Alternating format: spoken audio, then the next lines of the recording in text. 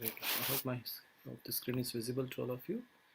So we'll start with the paragraphs. Some of the paragraphs we can take turns, um, and in the middle we'll talk about the beauty of Vrindavan, how Krishna is enjoying the beauty of Vrindavan. So, Uncle, would you like to start the reading? I'll tell you when to stop. You can begin the reading now. Okay, Hare Krishna, Guruji. Hare Krishna, everybody. Hare Krishna. Sorry, just a minute. Touch ID to open. Sorry, we are stuck somewhere. Dr. Mataji, you can sort it out, Mataji. Krishna, would you like to read? Read. Yes. I can read. Christina, read. Okay, okay. Hare Krishna, everybody. Shall I start? Yes, you can start, Krishna. I'll let you know when to stop. Yeah?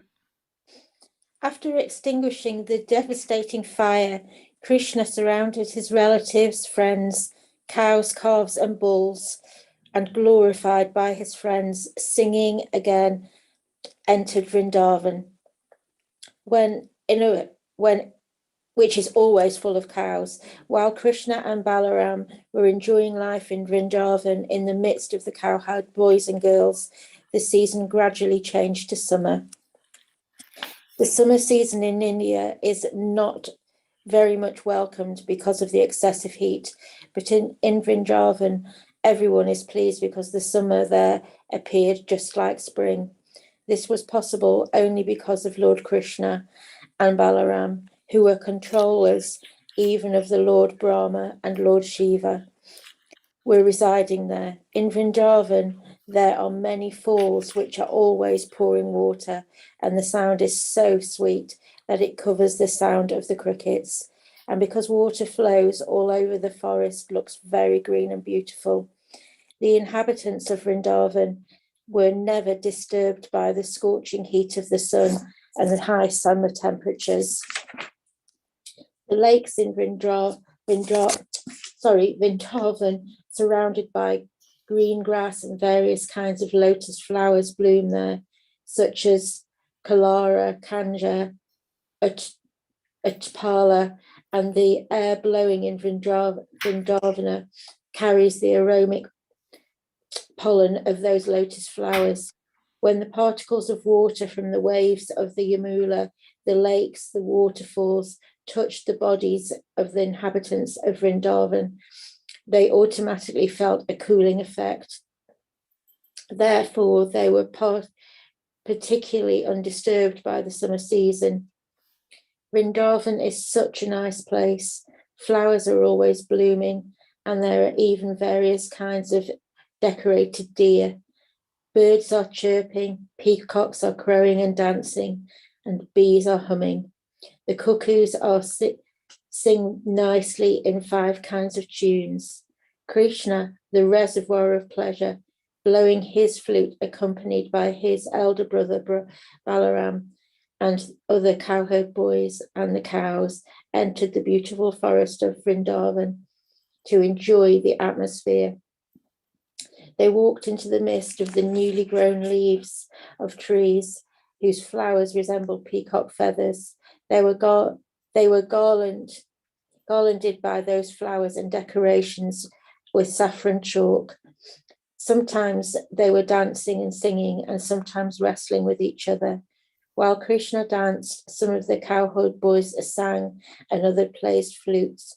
Some bugled on buffalo horns or clapped their hands, praising Krishna. Dear brother, you are dancing very nicely. Actually, all these boys were demigods descended from higher planets to assist Krishna in his pastimes. The demigods, garbled in the dress of the cowherd boys, were encouraging Krishna in his dancing, just as one artist encourages another with praise. Up to the time, neither Balaram nor Krishna had undergone the hair-cutting ceremony.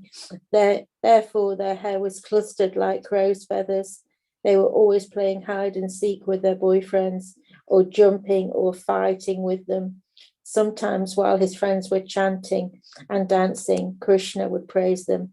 My dear friends, you are dancing and singing very nicely. The boys played at catching ball with fruits such as bale and amalaka. They played blind man's buff, challenging and touching one another. Sometimes they imitated the forest deer and various kinds of birds. They joked with one another by imitating croaking frogs. They enjoyed swinging underneath the trees. Sometimes they would play amongst themselves like a king and his subjects. In this way, Balaram and Krishna, along with their friends, played all kinds of sports and enjoyed the soothing atmosphere of Vrindavana, full of rivers, lakes, rivulae, fine trees, and excellent gardens filled with fruit and flowers. Crystal, thank you very much. We'll stop there. Thank you. Hare Krishna. Hare Krishna. Hare Krishna.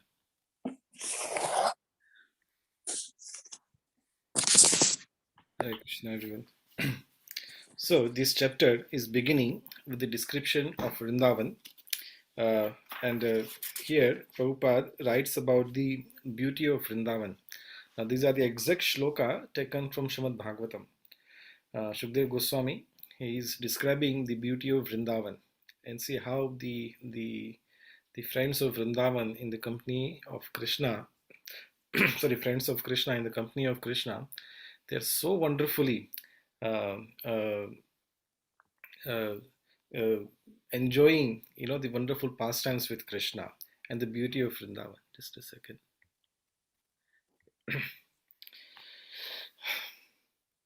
I'll just read one line and then I'm going to read, one few lines, and I'm going to read particular paragraph, how Prabhupada describes the Vrindavan, okay?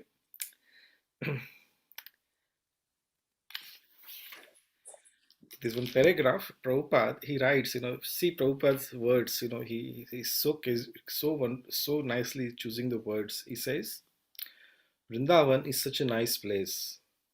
Flowers are always blooming, and trees are even are even various kinds of decorated deer. Sorry, I'm not reading properly. Let me start again. Vrindavan is such a nice place. Flowers are always blooming, and there are even various kinds of decorated deer. Birds are chirping, peacocks are crowing and dancing, and bees are humming. The cuckoos there are singing nicely in 5 kinds of tunes. Prabhupada begins this paragraph with just one line. Vrindavan is such a nice place. In this one sentence, actually everything comes in it. Because Prabhupada himself is a Brajbasi, not the geographically, he lived in Vrindavan, but actually spiritually he descended from Vrindavan. And Prabhupada is just replicating the description given by Shukdev Goswami into these pages of Krishna book. So in Vrindavan, because Krishna is in the center, everything is absolutely enjoyable. They are blissful to the 100% satisfied, 100% blissful. Even though sometimes we'll see just after this description, this one demon comes along in the party, but that doesn't matter to the Brajavasis. They are only concerned with how we can serve Krishna. They actually do not have the spirit of enjoyment. The devotees of Krishna, they do not have spirit of enjoyment. Their spirit is how to serve Krishna, and in their spirit of serving, they are enjoying to the fullest. Sometimes you even feel that they are enjoying more than Krishna. We'll say in the few paragraphs, Krishna is playing with his friends and he loses the match. There are certain games and he loses the match and he has to carry, as a loser, the punishment on his back. So here Prabhupada writes that in Vrindavan, the summer season is being described. So Prabhupada writes that in India, I don't know how many most of us are from India, and Crystal probably, might not know, and Jai Krishna Prabhu and all, that Vrindavan, the northern part of India, practically all of India. The summer is very hot. Hot means it's really hot. You have to really be tolerant. But here it is described that actually in Vrindavan, summer is not at all. Summer actually is very pleasurable, same as spring season. And the description is so wonderful. Description is given. Well, I cannot stop myself but to read it again. Okay, let's read this paragraph. It says here, inhabitants of Vrindavan were never disturbed by the scorching heat of the sun or the high summer temperatures. The lakes of Vrindavan are surrounded by green grasses, and various kinds of lotus flowers bloom there, such as the Kahalara, Kanja, and Utpala. And the air blowing in the Vrindavan carries the aromatic pollen of the lotus flowers. When the particles of water from the waves of the Yamuna, the lakes, and the waterfalls touch the bodies of the inhabitants of Vrindavan, they automatically felt the cooling effect. Therefore, they were practically undisturbed by the summer season. So there is a natural air conditioning. The organic air conditioning where no ozone is disturbed by this air conditioning. So here it is described that Vrindavan has got many waterfalls. And because of that, the air is moistened by the droplets of this waterfall.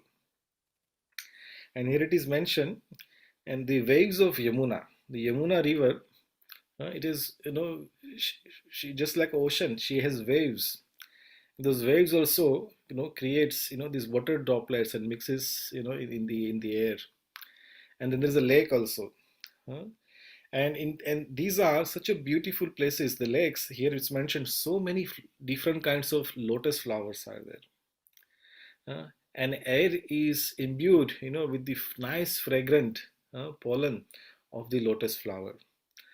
So there is no Airwick or our so-called bottle fragrance that we put it into our house in room freshener. No, the whole Vrindavan.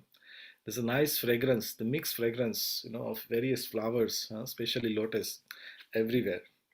And the air is moist with the water droplets. So even though there is this scorching heat, the bodies of the Vrajavasis, they're cooled by these water droplets, and there is a nice fragrance. Mm. And then in this condition, what kind of the activities Krishna and friends are doing? They are playing wrestling games, or they are fighting, in a very sporting way, and then they are playing bugles. Some are playing flute. And they are playing some ball games.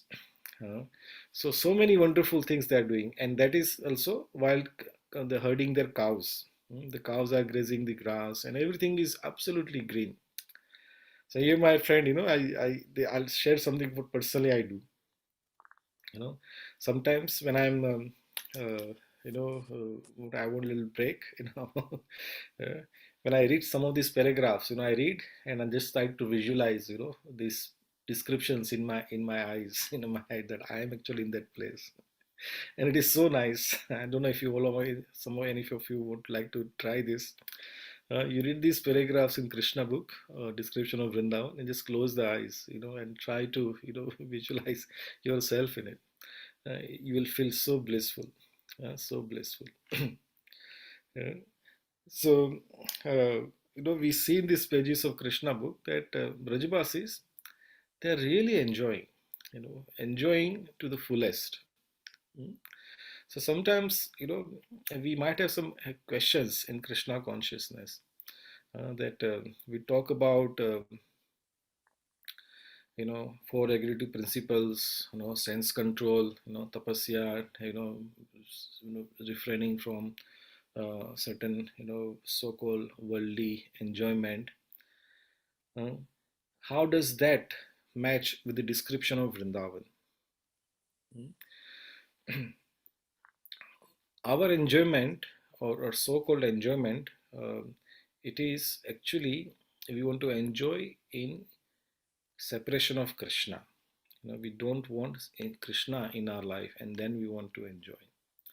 And that's where, even though we try so hard, the enjoyment does not take place. But when we put Krishna in the center, then the life it becomes full of enjoyment because Krishna is a source of all enjoyment. Uh, um, uh, so I think some days back, some of us we were discussing about the various comforts of the life. The is that no, we should all reject that. Uh, Actually, no. In the pages of Srimad Bhagavatam and Krishna book, we hear how the devotees live their life. We understand that actually we are in this material world, and our real home is Vrindavan. What is described here, that is our real home. We want to go back to Krishna, but we are not there in Vrindavan. So our whole Krishna consciousness or our whole bhakti, it is one goal. Let me serve Krishna, let me please Krishna, and Krishna so desires, then Krishna, please take me back home, back to Godhead, our real home. That is our only aspiration in the life, that we want to go and serve Krishna. So while we are not in Vrindavan, we try to serve Krishna as much as possible in this world. And those restrictions like four negative principles and certain kind of so-called tapasya that we do, actually it is to help our journey back home, back to Godhead. So we can give this example. For example, say um, uh, if you want to go to the place, your real home, say if you are lost and you want to go back home, you have to travel there. So you see, you might have to take some train or airplane or something. The traveling, it is uncomfortable. Hmm. For example, say if you want to go to India, say the Vrindavan in India, right now Vrindavan is in India. If you want to go there, we are in England. Hmm. To go there, it requires little austerity. We have to get the tickets. We have to have some money and buy the tickets. And then the aeroplane, you have to follow their rules and regulation. In aeroplane, you can't have your own rules and regulation. You have to do exactly what the aeroplane company tells you. You have to do exactly what the immigration department tells you. Those rules are regulations. You cannot have your rules and regulation. But following those rules and regulation will take you to Vrindavan. So there is a little uncomfortable, little so-called uh, austerity or the little pain that we endure, but endure for what? So that after the end of that journey, we reach to our destination, and there we enjoy with Krishna. So our journey in this body, in this world right now, we can compare it with the journey of that transportation. We follow certain rules and regulation in our life, so that our mind is not disturbed and our goal is always clear in our head. And in that journey, uh, if you can just stick to the rules and regulation and follow the rules of this journey, then surely we'll reach one day uh, the blessed place or the wonderful place of Vrindavan. And there will, once we go there, Krishna says in Bhagavad Gita, uh, Yad gatva na nivartante tad dham paramam mama. Once you reach there, you never come back. Uh, so how these Brajabasis are enjoying, we see here in these pages of Krishna book, will bring the same activity in Vrindavan in company of Krishna. And the good news is that actually devotees, when they really apply the principles of devotional service in their life sincerely, without duplicity, without any compromise, then actually you can experience Vrindavan right here, right now. Even in this material world, you can experience the Vrindavan mood. And I've seen, in my, in personal experience, those devotees who applied, some of the, the great sannyasis. You can see Prabhupada, though he was old man coming to the West, preaching the Krishna consciousness to the people who are not interested in Krishna consciousness. But look at his mood. He was never, even for a moment, away from Vrindavan because he was carrying Vrindavan in his heart. So, even in this world, we can experience the Vrindavan, provided we follow the devotional rules and regulations in our life. And I've seen, some really, very great householders, those who have family, those who have children, the job, and so many responsibilities. But they are so sincere in their devotional service, and they do so well. They are very successful in their, materialistic life, and they are very successful in spiritual life also. Always serving the devotees, always serving the mission of Srila Prabhupada. They have all the time in the world, for the spiritual practices. They have all the time in this world for the family. They balance out everything so nicely. So the good news is that we can experience the bliss of Vrindavan even in this world, provided we apply the principles of bhakti very sincerely in our life. There is one very nice quote by Srila Prabhupada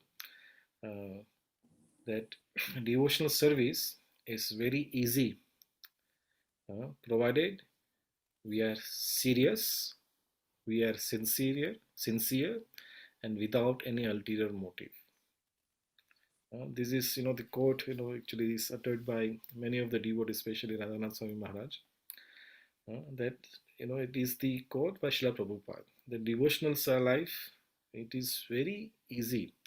It says Krishna gives his love very easily to those who are sincere, those who are serious, and without any ulterior motive. So this is the crux, of the or the key of our success in spiritual life. It all comes down to the sincerity, the seriousness, and no ulterior motive. There is no other aspiration other than pleasing Krishna. Then Vrindavan is ours. Krishna is pleased with that. It doesn't matter where we are, at what age we are, or what gender we are, or what is our economic condition. Devotional service, it is not limited by any condition of this material world. What it requires is our seriousness, our sincerity, and no ulterior motive. Then Krishna gives his love very freely. Maybe someday I'll get exact quote of Srila Prabhupada and we can discuss that. This is a beautiful, the instruction by Srila Prabhupada. Now next we will now discuss about the killing of Pralambasur. So the wonderful description of Vrindavan we just discussed. As I said, if you ever want to, do little meditation on Vrindavan, you can just read it and just visualize yourself in Vrindavan. You feel very, very blissful. Okay, let's do some more reading now. Anybody, Uncle, are you okay to read now the next paragraph? Yeah, okay, I can read. Yeah, thank you. Okay, Hare Krishna. you can speak, you can read it now. Once, while the boys were engaged in their transcendental pastime, a great demon of the name Pralambasura Sura entered their company, desiring to kidnap both Balaram and Krishna. Although Krishna was playing the part of a covered boy, as Supreme Personality of Godhead, he could understand everything, past, present, and future. So when Pralambasura entered their company, Krishna began to think how to kill the demon, but externally he received him as a friend. Oh, my dear friend, he said, it is very good that you have come to take part in our pastimes. Krishna then called all his friends and ordered them, now we shall play in pairs. We shall challenge one another in pairs. With this proposal, all the boys assembled together.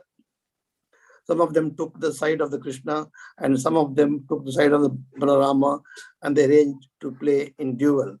The defeated members in duel fighting had to carry the victorious members on their back as a horse carries his master. They began playing at the same time. tended the cows as they proceeded through the Vrindavana forest. The party of Balarama, accompanied by Sridama and Vrishaba, came out victorious. The Krishna's party had to carry them on their back through Vrindavana forest.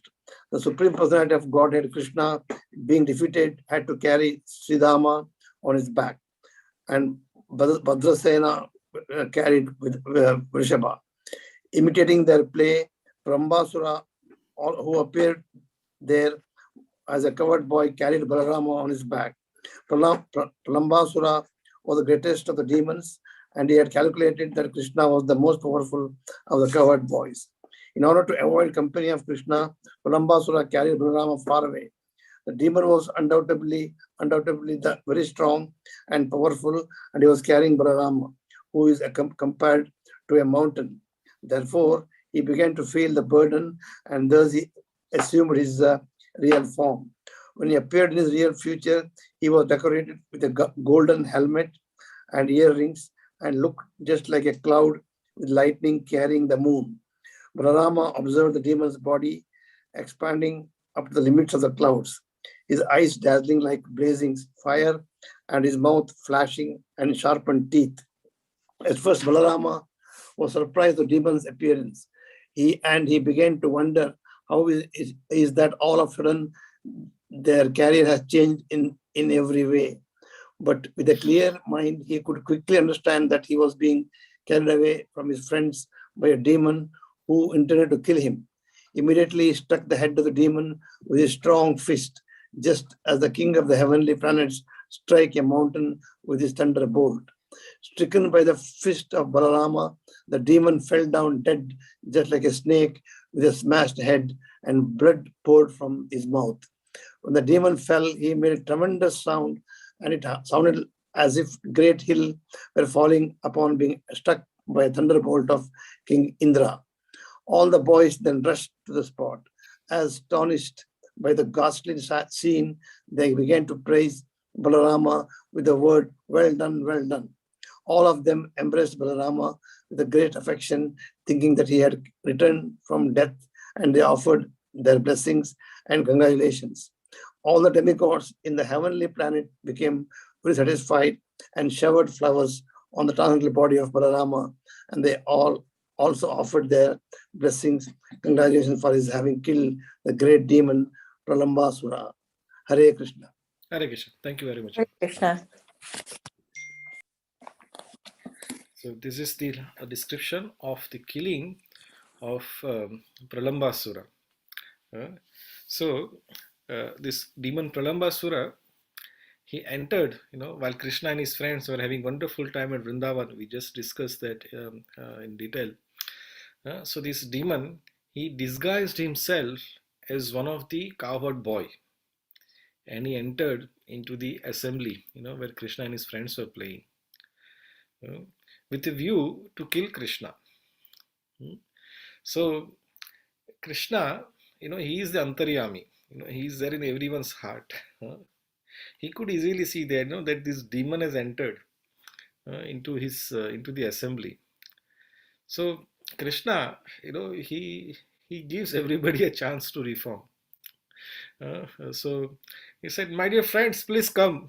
You please enjoy games with ourselves." So they played games with him.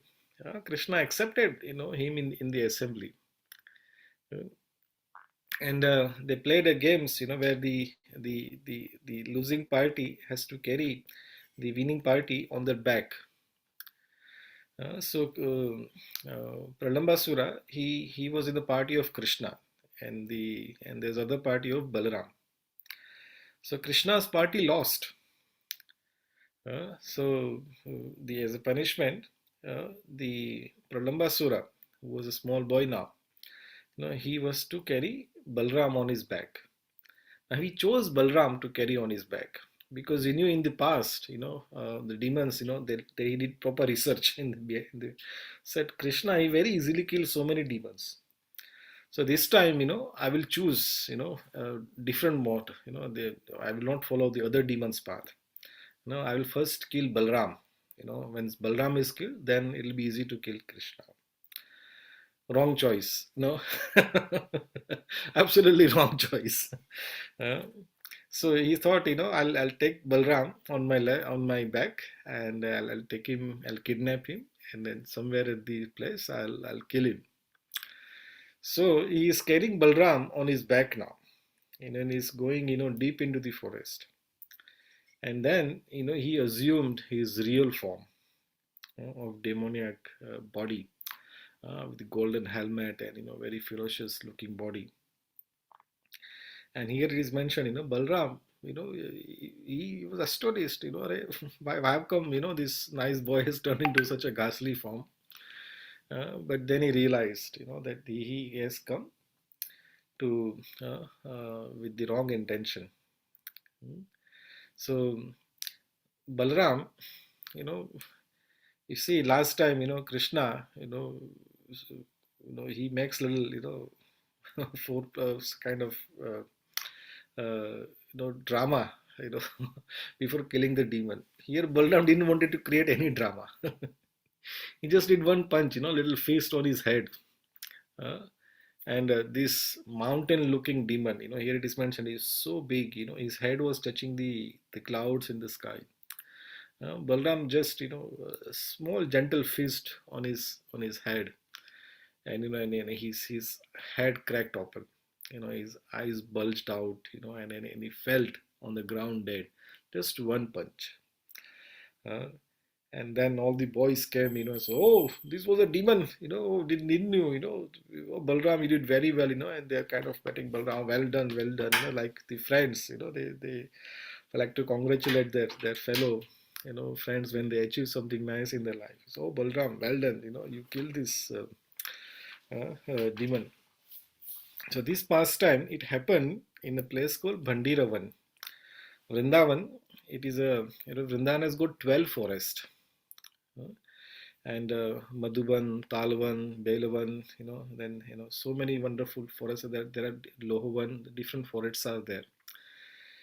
So this pastime happened in Bhandiravan. So in Braj, there is one parikrama called Chaurasi Kos Parikrama, which passes, to the various forest of Vrindavan. It takes days to complete. But devotees, they do take this parikrama. They took this wonderful yatra. Maybe someday, we'll do this yatra together. Chaurasi Kos, going to the various forests in Vrindavan. It takes days, but it's very pleasurable yatra to go in Vrindavan. So this Pralambasur, what does he represent? Our Bhaktivinoda Thakur, he describes various demons which are there in Vrindavan. They represent various kind of anarthas that we have in our consciousness. So I'll just read exactly how Bhaktivinoda Thakur describes. Pralambasur, he represents lusty inclinations, desire for personal gain or honor. So, this is something which is really, very common. A desire for personal gain or honor. Or lusty inclinations. Lust doesn't mean just the lust of the body, but actually the lusty inclinations, desire for personal gain or honor. We see in this world, everybody wants some kind of, honor, some glory, some recognition for themselves, personal gain, and everybody wants it. So this is that this demon represents that particular anartha or the impurity. And here we see this particular demon was killed by Balaram. So you see in Vrindavan, there are certain demons killed by Krishna and certain demons killed by Balaram. So what this represents is that if you want to, purify ourselves with these various anarthas or the impurities there in our heart, certain impurities, they can be mitigated simply by the mercy of Krishna. When we please Krishna and his devotees, then they are mitigated. But there are certain impurities which can only be mitigated by the mercy of a guru. Balram, Guru represents Balaram.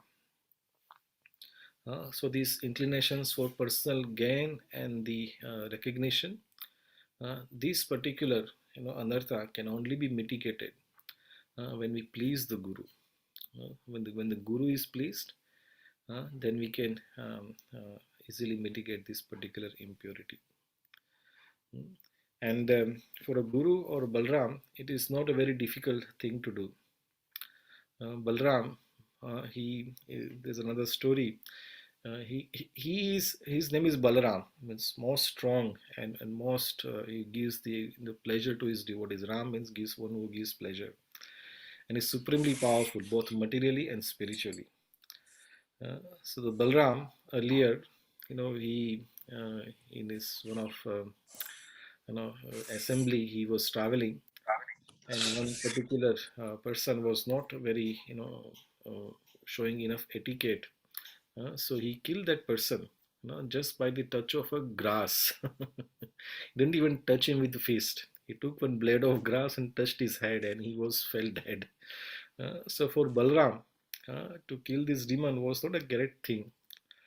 Similarly, there are so many impurities which we cannot mitigate ourselves. But when we take a shelter of a guru, who represents Balram, then they can be easily mitigated. On our own, these impurities are like, great Pralambasur demon, so big, so horrible, head touching the sky and looks so powerful, undefeatable. But we take a shelter of a guru, then it is easily overcome by the power of the guru. So this is this beautiful description of killing of Pralambasur. And again, the other point is that the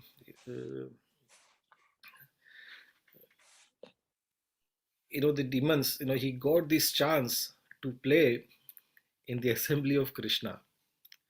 Here Prabhupada mentions, that these are friends of Krishna. They are either the demigods or the, or the Nitya Siddha devotees of Krishna. They're very pure souls. And this demon, by his great, fortune, he managed to play with them. But still, he did not give up his demoniac mentality. If it is simply surrendered to Krishna, he could have been eternally the part of Krishna's party. But he did not give up his demoniac mentality. Of course, anyone is killed, by Balram or Krishna, he is transferred to a higher destination. But it takes a little longer route, longer way for purification. So if we, I personally take a great solace in my life. And actually, I do not consider myself, pure enough or fortunate enough to be in the assembly of a devotee.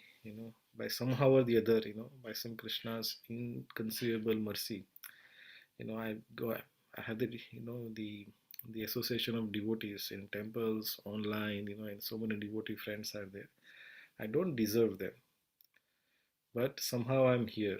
So let's leave everything away and just want very nicely serve these Krishna's devotees in whatever capacity we can do. And there cannot be better fortune than having the association of Krishna's devotees. There is nothing greater than this. Krishna's devotees association is the highest benediction one can have. If you are in the association of a devotee, the spiritual success, it is 100% guaranteed. Just be with them. Thus, their particular association will simply purify us. All these anarthas and all these impurities, doubts and questions, slowly, as we apply to the principles of Krishna consciousness in the association of devotees, they'll just simply vanish to the oblivion. So this is the great benediction that we have, having the association of a devotee. Right now in this, because of the corona, we are meeting online. But now we are seeing, the end of Corona Kal, the end of Corona period. Soon, we will be able to meet everyone face to face. At that time, we should, make all the efforts whenever there is an opportunity to meet Krishna's devotees personally, face to face. We should go in that assembly, hear Krishna Katha, share our realizations with the devotees whenever there is an opportunity, and serve the devotees, and then just be in that association. And as just earlier discussed, Prabhupada says, Krishna can easily give his love provided we are serious, sincere, and without any ulterior motive. In that attitude, in that mood, when we associate with Krishna's devotees, then our life is guaranteed for success. There is no doubt about it. So I stop here. If anybody has any questions or comments from this chapter, you can raise